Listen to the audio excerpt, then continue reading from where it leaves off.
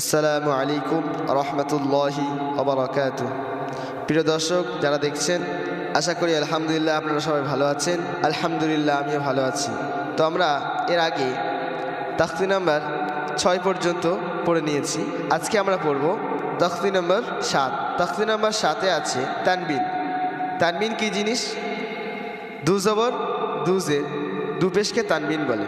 তো আমি একটু পড়ে দেখাই। এখানে উদাহরণ দেওয়া আছে। আলিফ দো জবর আন, বা দো জবর বান, তা দো জবর তান, সা দো জবর সান, জিম দো জবর জান, হা দো জবর হান, খ দো জবর খন, দাল দো জবর দান, জাল দো জবর জান। তারপরে দু জেরের উদাহরণ।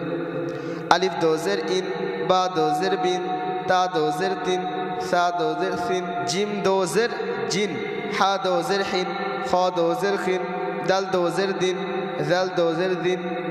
তারপরে দুপ্পেশের উদাহরণ আছে। আলিফ দুপ্পেশ উন, বা দুপ্পেশ বুন, তা দুপ্পেশ তুন, সা দুপ্পেশ তুন, জিম দুপ্পেশ জুন, হা দুপ্পেশ হুন। তো এইভাবে আমাদের পড়তে হবে। এরপরে আমরা পড়ব তাখতি নাম্বার 8। তাখতি নাম্বার 8-এ আছে তানবিন ও নুন সাকিন। তানবিন আমরা আগে বলেছি তানবিন কাকে বলে। দো জবর দো জের দো পেশকে তানবিন বলে। এবং নুন সাকিন কি জিনিস? নুন সাকিন হচ্ছে যে নুনের ওপর সাকিন থাকে তাকে নুন সাকিন বলে। আরেকটি কথা, নুন সাকিন এবং তানবিন, তানবিন এবং নুন সাকিন এ দুটির উচ্চারণ এক, জিনিস দুটি আলাদা।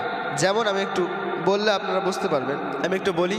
তা দো জবর তান, তা নুন জবর তান। তো তা দো জবর তান, তান উচ্চারণ হচ্ছে, আর তা নুন জবর তান।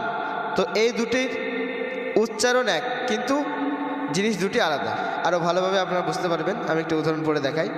আইন আলিফ জবর আ, দাল দো জবর দান, আদান, সাউ ইন, সিন ও জবর সাউ, হামজা দো জের ইন, সাউ ইন, করিবুন, কফ জবর ক, র ইয়া জের রি, বা দো পেশ বুন, করিবুন, ফামান, ফা জবর ফা, মিম নুন জবর মান, ফামান, আজিমুন, আইন জবর আ, জ ইয়া জের জি, মিম দো পেশ মুন, আজিমুন, কুন, কাফ নুন পেশ কুন, মারাদুন, মিম জবর মা, র জবর র, মার, জ দো পেশ জুন, মারাদুন, র জবর র, সিন ও পেশ সু, লাম দো পেশ লুন, রসুলুন, শাইআন, শিন ইয়া জবর শাই, হামজা দো জবর আন, শাইআন, গিশাওয়াতুন, গাইন জের গি, শিন ইয়া জবর শা, গিশা ও জবর